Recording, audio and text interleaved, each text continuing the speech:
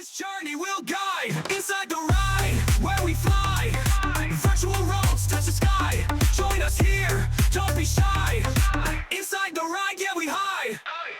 Welcome to Inside the Ride by MyWhoosh. This is episode 6. I am, of course, joined with my co-host, Matt Smithson. Matt, you've been away for a couple of days travelling, so it's good to have you back. How are we doing? Yeah, fantastic, mate. Fantastic. Well, I'm sure we'll get into the trip to Zurich, and I had a couple of days after that to try to get my head back in the game for this, not back in the game, but to get really prepared for the World Championships coming up. We've had a big meeting today. We're ticking all the boxes. We've got these lots of little things that we've got to get done. So it's getting pretty exciting times and full on here in the office. Yeah, that's it. So we've been away. I've just explained to the audience here, we've been in Zurich for the Road and Para World Championships.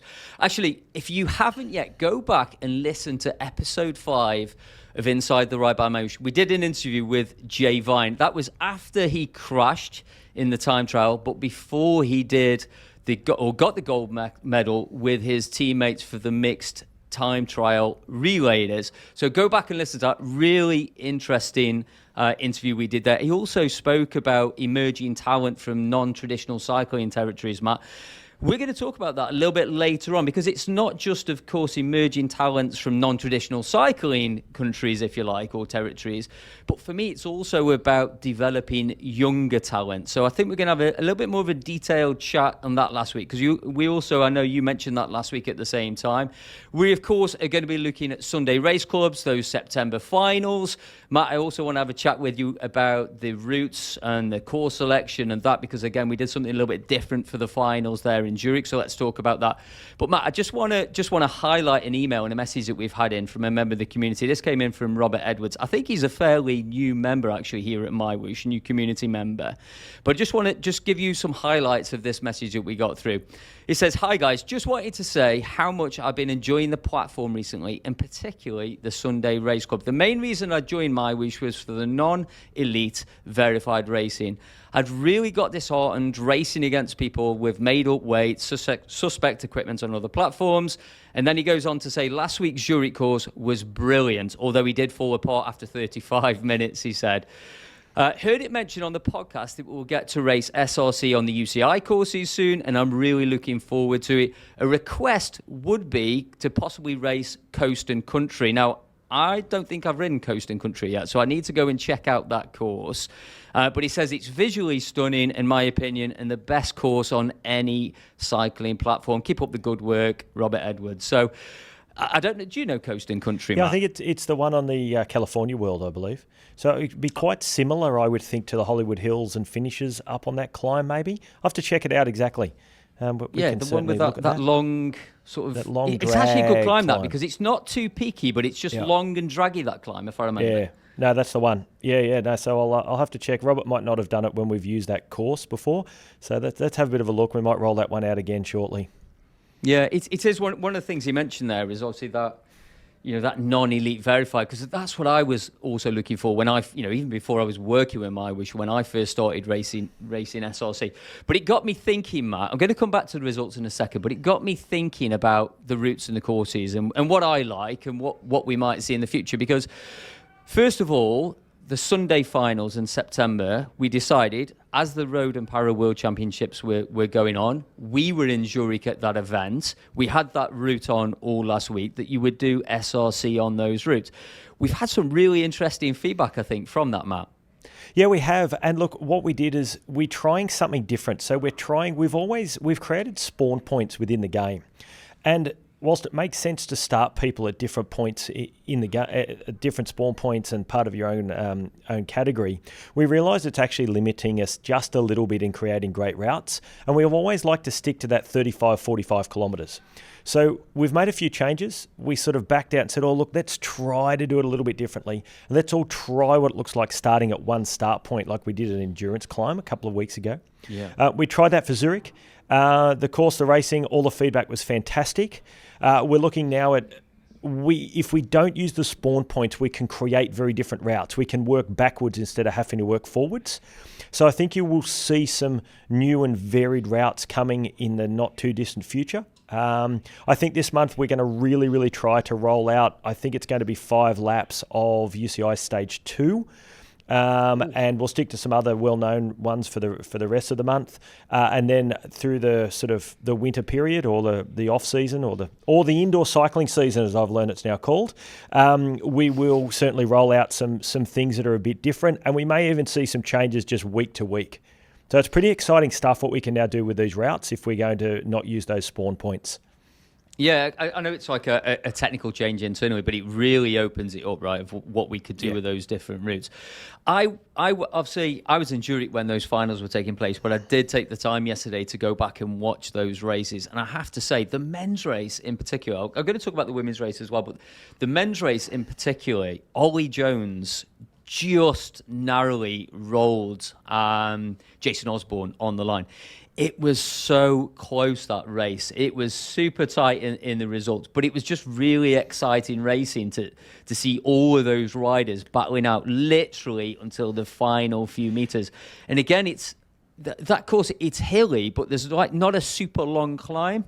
Arguably, I know you've got that first drag up there. I don't know where that was in the course, actually thinking about it, at the traditional start or not, but it made some really exciting racing. I think like the top three within 10 seconds of each other. There was less than a second, I think, between the top two. Yeah, it turned out to be a really good race for SRC because we get whingers every week, and I don't mean the people are whingers, but people are whinging about the courses. You either get, I'm a really good climber, why are you sending me on a punchy course? Or I'm a really punchy rider, why are you sending me on a climbing course, right? Every week I get 15, 20 emails about it. And this week, Jason is probably very much more the climber, and Ollie's very much more the punchy rider. And the fact that they were a second apart from each other says that this week suited probably most people. I think it was too steep for your heavier folk like myself. I'd also like to note that I think I will hold a record this month for the biggest increase in weight in SRC history. 5.5 kilos I weighed in heavier than what I was at the start of September. So Cat 4, don't worry, I'll be going backwards from here moving forward. Well, a bit of travel and not a lot of training. That might be just an helped. indication that we've been away from home and indulging in restaurants and eating out while we've been in Zurich for 7 days, working hard during the day and then enjoying some good food in the evening. I think it's fair to say. So yeah, I've been hard on the live training sessions the last couple of days just to try and lose that amazingly a couple of kilograms I managed to put on. So and I'm definitely going to be jumping on SRC this week. So we'll hopefully we'll have some battles there. The ladies racing was equally exciting. I have to say, Catherine Furuwit took the win, Kristen Kolczynski. I'll tell you what, just rolling down this list of the top 20, in fact, those names are the names, some of those names there are the names we're going to see in the finals in October. And it's really interesting watching some of these battles, watching some of the riders who actually probably who are not on that list, maybe just flying under the radar a little bit and keeping the powder dry, ready for those finals, which is really interesting. Yeah, it is. And the great news is we've had all acceptances from the top 20 from both male and female are coming to Abu Dhabi. So that's now confirmed. We're looking at the wildcard situation with the UCI, and hopefully that'll be sorted in the next few days. But the good news is all 20 have accepted their spots. We're working on the flights and we're working on all the details with them as we speak. So that's really exciting. I was a little apprehensive that everyone would go, it's a good idea, but no, they're all coming. So it's exciting stuff. Amazing. So while we're on this subject then, you didn't tell me what is... Oh, well, I'll tell you what my favourite route for SRC has been to date. I'll tell you the reasons why, shallow or not, essentially. But I really like Colombia and I like Paso Alto because I, at the moment, don't have that really explosive 1 or 2. I probably never had the explosive 1 or 2 minutes, truth be known, but certainly not in the last 6 months. So Paso Alto works really well for me because the climb's not super steep. You've got some hairpins, but they're not too many. Again, even those don't kick up into double figures too much. And I find if I could just get myself at that 4.1, 4.2 zone, that works for my systems and that works well. And I did get a result. I keep saying to people, I got a result, but it was back in November 2023. So it's been a little while, but I'm hoping that form is going to come back again. So that's my favourite route so far. What's your favourite route, Matt? Mine's one that we don't use anymore, and it's Laps of Bahrain. Laps of Bahrain was my favourite by far. I think the longest climb in there was about 2.5, 3 minutes. And I'm a sub 5 minute power sort of person. So I used to love that. But now I like Wollongong. Certainly as I've come a little bit down some categories, I can sort of just get myself over that climb and then recover the rest of the way around. I really like it. I don't like the longer climbs. I really battle on them. If I get to the bottom of them in bad shape, I'm going to have a really bad time. And that's happened, unfortunately, too many occasions. But yet my wife, the opposite, she loves the really long ones. So she does the long climb, that 10K up Jebel Jais or Jebel Hafet. She thinks that's fantastic, as long as it's not too hard at the bottom and you get in that constant rhythm and power. And it's just, everything suits everyone different, and we want to keep varying that up. So, a few people that have said, I've had some punchy stuff recently. Yeah, well, we've also got a punchy World Championships coming up. So there's a bit of reasoning around why we've sort of utilised some of those a little bit for the last little while. That will change. We'll get some new climbs happening. We've got some new worlds coming as well that's going to bring new courses. Yep. We've only used MyWhoosh World once. I want to make some amendments to that one. So there's lots of different things happening, and we'll have lots of these different ones. My least favourite, though, while we're talking about it, is the Heritage Climb one.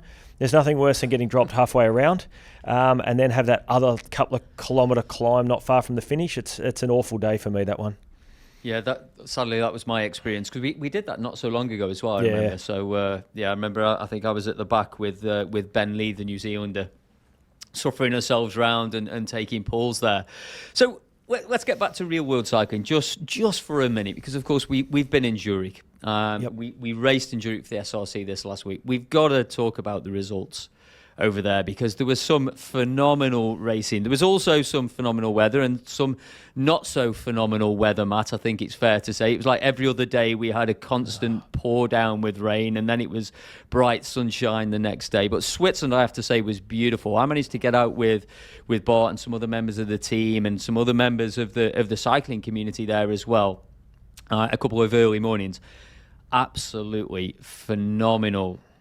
Just the views across the Alps, across the lake, seeing the Alps in the background. Actually where we were set up, Matt, you could literally look out of that fan zone there, look down the lake, and you got the Alps in the background. It was absolutely stunning. But let's talk about the men's race first of all, the men's elite race, Tadej. Yep. And that victory. And I think he said it himself, right? But that was crazy, right? Yeah, it was unbelievable the way that went down. It was interesting. I think, and I might just be, this just might be me as an obsessive follower of bike racing, I think they really looked at the under-23 race the day before. Yeah. I think that under-23 race was really, really interesting, where we had Jan Christensen off the front for a long period of time, held the group off for 50 kilometres before he got caught. So it was doable on that course. But secondly, the guy that won, and forgive me, I'm unsure of his name, he rides for the Trek team.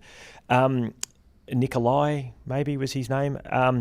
He was a bigger guy. He was Van der Poel size, if not bigger, and he got around there. And I think that probably rang alarm bells for Tadej.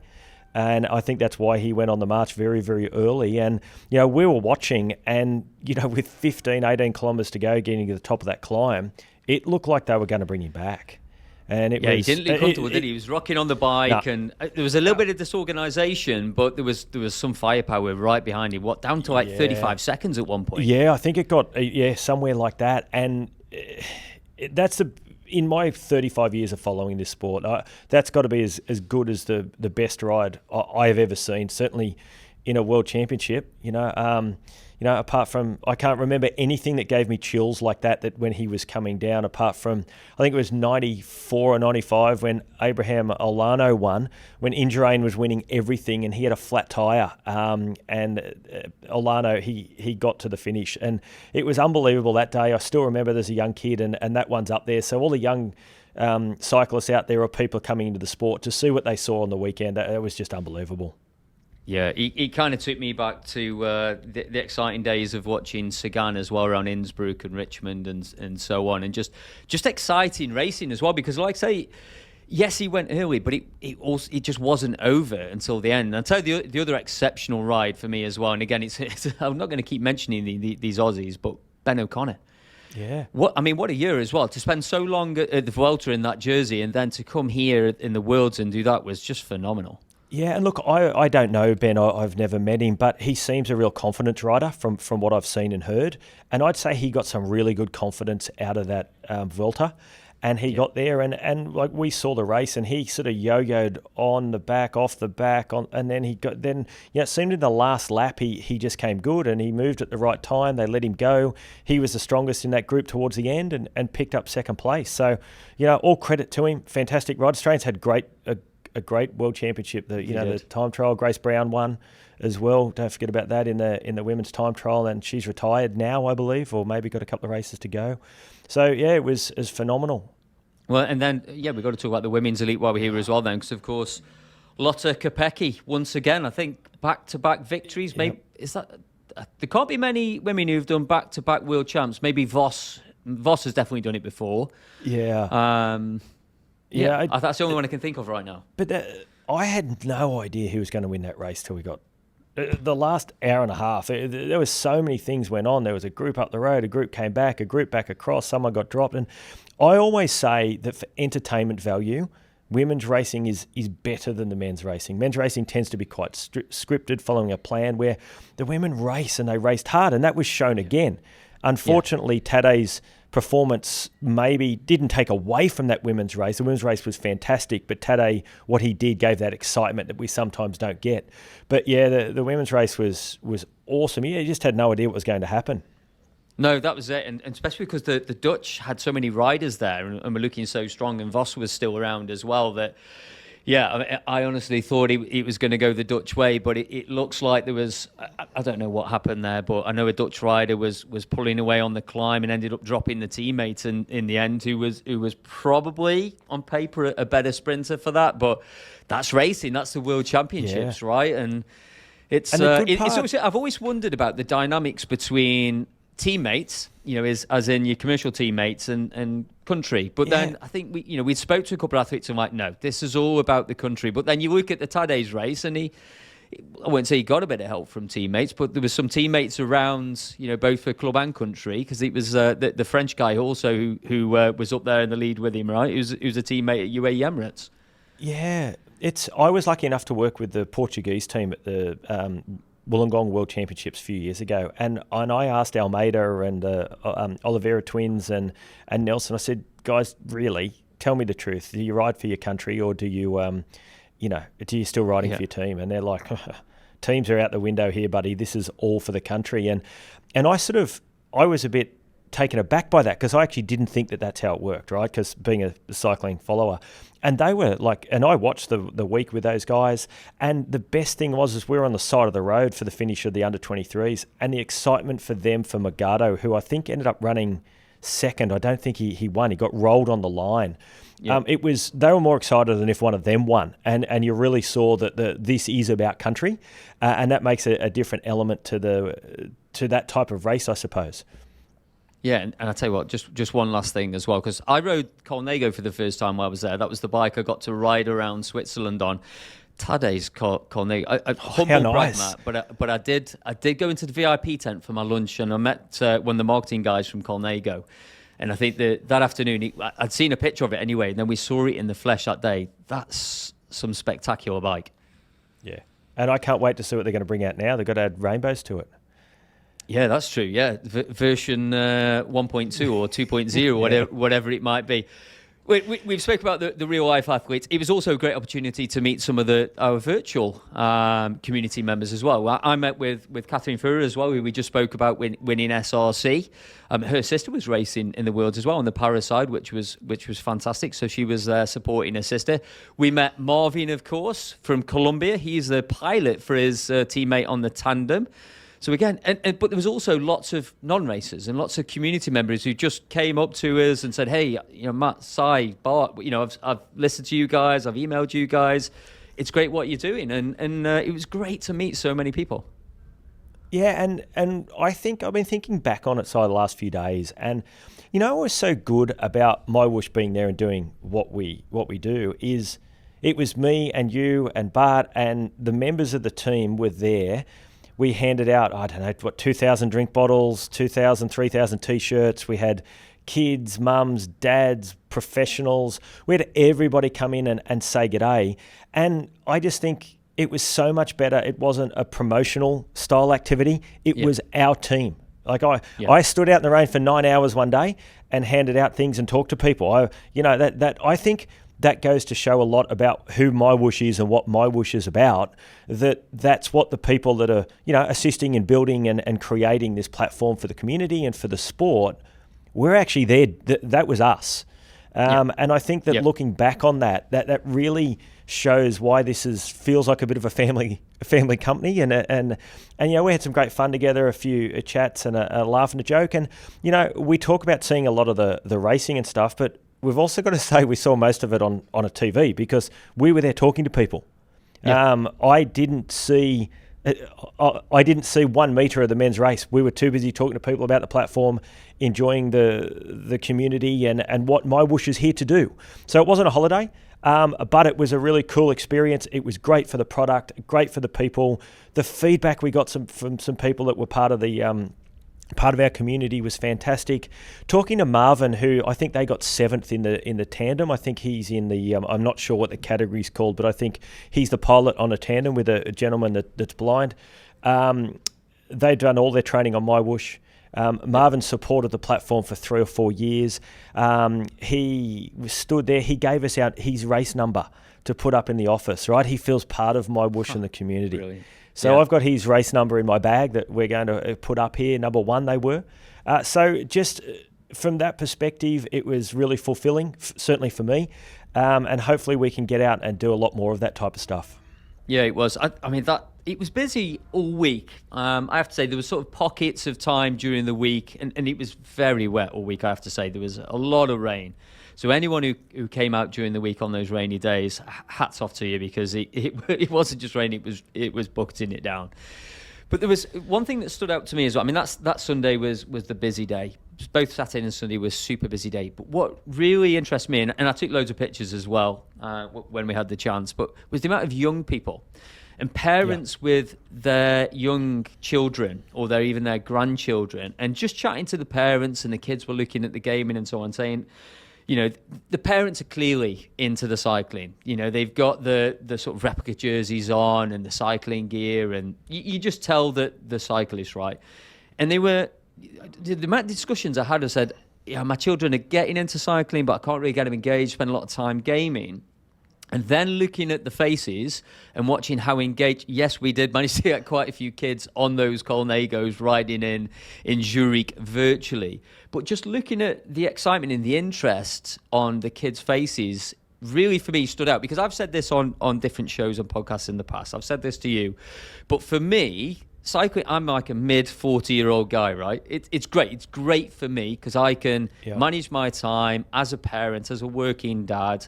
And it fits into my lifestyle really well. But I also know that it's the future probably is more about the kids. What we're doing now potentially could have a big influence on the next generation of not just cycling youth and cycling talent, but the health of children as well. Because, we mentioned briefly about, and Jay Vine also mentioned this as well, is utilising cycling esports as a pathway or a talent identification for those countries and territories that are non-traditional cycling, right? But for me, it's also, I've got a 14-year-old kid who spends a lot of time on Fortnite and gaming and so on. And we do a bit of mountain and biking on weekend. But having this amalgamation of the two, the physical part of exercise and cycling, with the gaming aspect, he's starting to spend more and more time unlocking challenges. He wanted to do the season pass. I think you had a similar experience there, but that's what really excites me about what we're doing right now.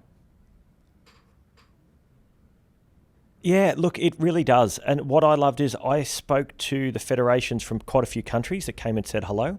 I spoke to the federation from Ghana and I spoke to the federation from Pakistan. And they were like, what do you mean? It's no cost. So our riders can use this. We've got a few trainers around so they can create their own accounts and they can jump on. And I'm like, of course they can. Just get them on there, get them riding, get them doing all those sorts of things. So they were amazed from that aspect. The Talent ID aspect is another pathway I think that will evolve over time, that we know. We've spoken to Jay and things like that. But we come back to the kids. So we're running tests every night here after hours, where we've got a lot of the local community here that are riding the UCI Worlds to be testing the trainers' work and the gateways work and the game works and all the connections and trying to break everything we possibly can. Last night there were 6 kids in here that were 14 or 15.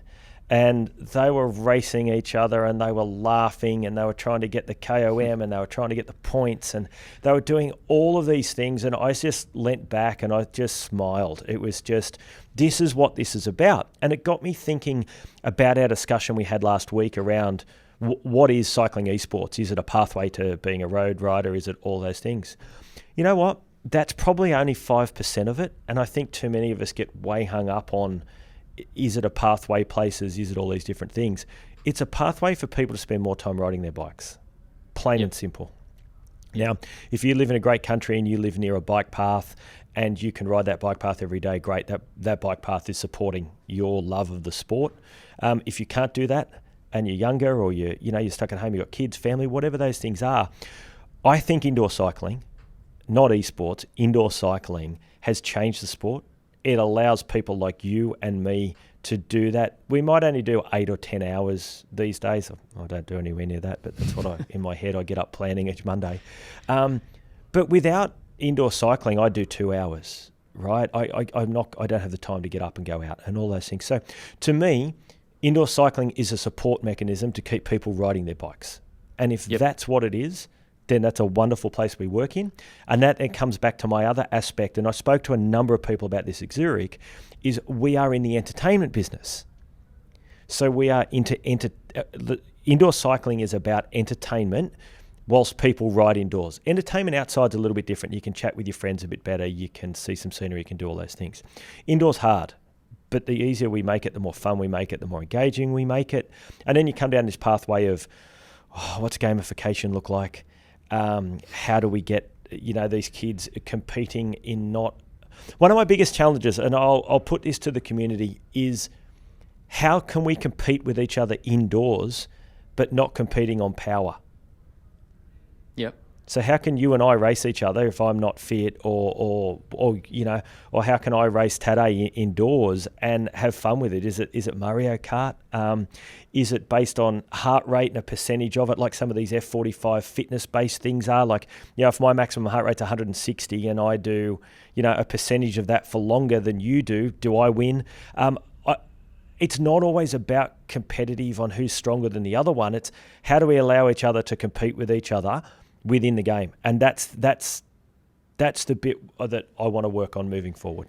No, I think you're exactly right, because I've got 5 kids, as we know, right, and I can tell you now that 2 of them are ultra competitive, and the other 3 are just not. They just want to get on and do something.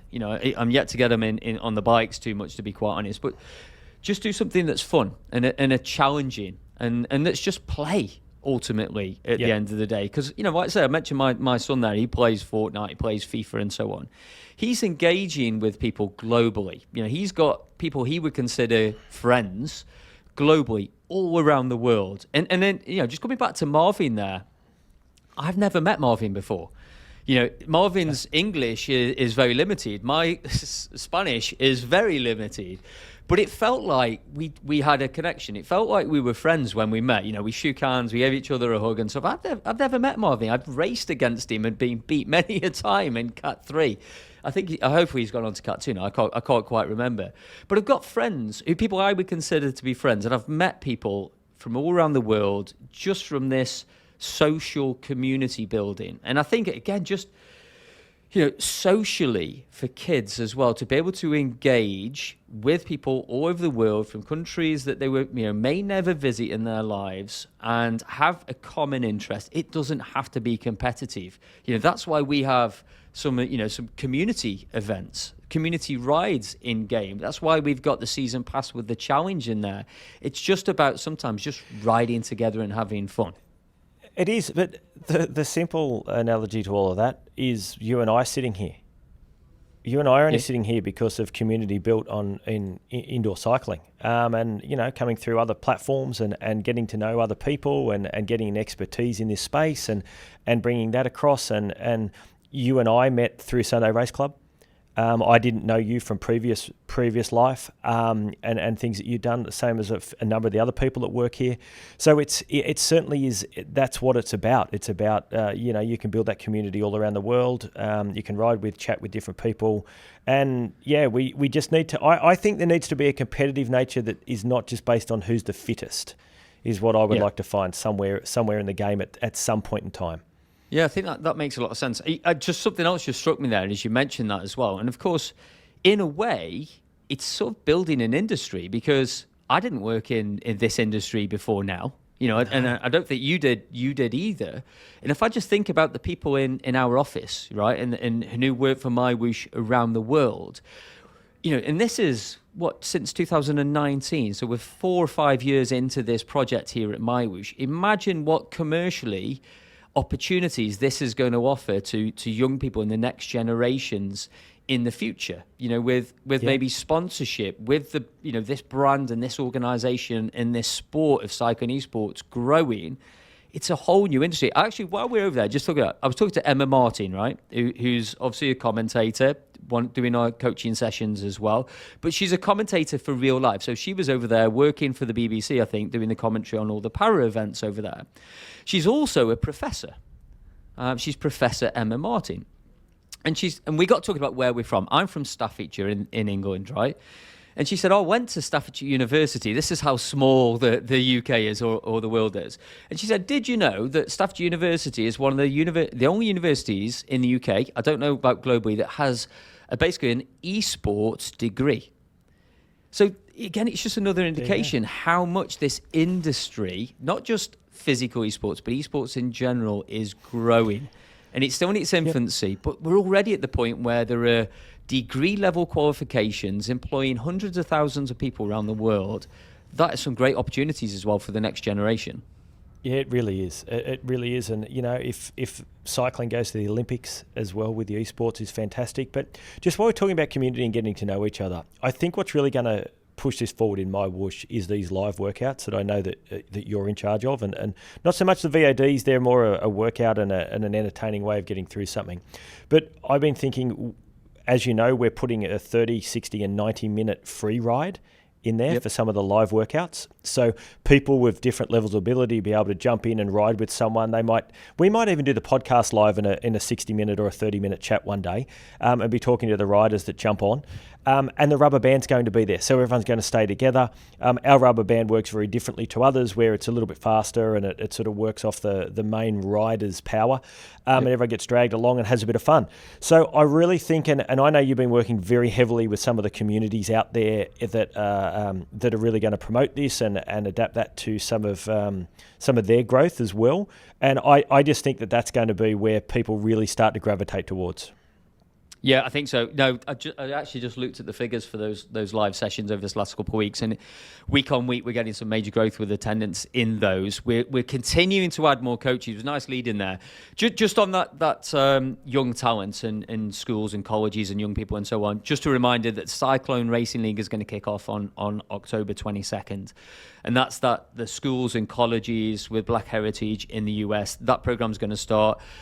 Milt Sharp, who's the organizer, one of the organizers there, with Mark Janus over at the CRL, he's also going to be utilizing this live functionality to deliver live coaching, but also just engagement sessions and fun sessions with the community. He's also part of the Major Taylor Cycling Club and Network as well. So we're going to be doing some group rides with Milt and the Major Taylor Foundation as well. So go find them all those. On the lives, we've got some new coaches, 2 new coaches starting this week, Matt. I've not told you this yet. We've got Richard Barry. Richard Barry is former Irish national champion cyclocross, super strong rider. He rode the semi-finals actually with us this time, rides for Next Esports. So he's doing a session late Friday afternoon European time. And then we've got none other than Ed Laverack, who's like a famous I don't want to pigeonhole as a hill climber because he used to be pretty high on the UK elite scene, but he's got this sort of unique ability to climb hills super quickly these days. And he's also got a great media following on the social side as well. He's just like a really warm, engaging individual. So he's going to be doing a Friday evening session every week. I know he is out in Mallorca, I think, doing a hill climb challenge at the end of October. So we're going to get someone to cover that. But certainly for the next couple of Fridays, I want to say it's 6:30 Central European time, but we have got a timetable and a page dedicated on MyWhoosh.com where you can see the timetable of all those live sessions that are coming up. So go and check that out. Keep an eye on those socials for the updates daily of when those coaching sessions come in. The other one, Matt, I just want to mention very briefly, because we said that we were going to have some of these finalists do some events. The plan was to do some sessions after Worlds. However, Lionel Vavac has been on to me and said, I want to do one before. So we're going to be doing a special live coaching session with Lionel Vavac. That's on Wednesday, the 16th of October. Again, it's going to be sort of evening time, European time. I think we've done 7 or 7:30 European time. It's over on that webpage, so go and check that out. I'm going to join that one, Max. So that should be a really interesting session. I think Lionel's actually going to deliver one of the sessions he'll be doing in the build-up to Worlds. Oh, really? Look, I'm really interested in that one and hearing what Lionel has to say, because I'm super interested in training and what athletes do and you know how things have evolved over time. You know, we used to do 800k a week and we'd all just ride. That's what we did and race on the weekend, and the world's changed massively as we know. And I'd love to hear from Lionel and some of the top athletes on what are they doing to make this power? What are they doing nutrition-wise? What are they doing training-wise? And I think the community wants that as well, because I want to know if I've got an hour, what's the best session for me to do to go well in SRC? Now, I've been doing this for 35 years. I've got no idea. I really don't know. The world has moved on so much. So hearing from people like Lionel, and hopefully we get a few more out of that, and just listening to, I want to understand their training. So I think that's pushed some of these athletes. And I want to hear about, their 2 or 3 key sessions that they're doing that we can push out to the public, because it's not just the SRC races, it's a lot of the community. Everyone wants to be better, right? Yep. I want to know what I need to do to be better. So let's push some of these athletes and see if they'll support MyWhoosh in letting us in on some of their secrets. Yeah, we had this discussion, right, when we were in Zurich there, and I remember, I'm mid-40s, got to keep mentioning that now, but remember my coach/bike shop owner back in the day was like, mate, just go out and ride 200 miles a week. That's all you've got to do. Just go and ride every day, 4 hours, go and do it. And you're right, it's changed so much now, and it's Lionel. We've got a few others coming. I will say we have got some special VODs coming up as well with other elites, not just from the world of cycling, but also the world of triathlon. So keep your eye open on the socials for those coming up over the next couple of weeks. Matt, I think that's it. We've covered all bases for today's show. It's all going to be now, in the next couple of weeks, about the build-up to the 26th of October, right? Yeah. Can't wait. We're really looking good here. We're super positive about how it's all being pulled together. We've done every test that we can think of. We've got, I've seen some of the samples for even shirts people are going to be wearing there. The crowd's all getting set up. The tickets, of course, are free. All the athletes are wanting to bring their families, which is exciting as well. I think it's going to be a really, really cool event. It's going to be a bit of fun. It's going to just show what MyWhoosh can do to the world. I think we did a very good semi-final. I think this will just be the icing on the cake. I think with the show that will be put on, the broadcast, all of that's just going to be next level. I think it'll be something that hasn't been seen in esports before, and hopefully it can just set the bar on what that will look like moving forward.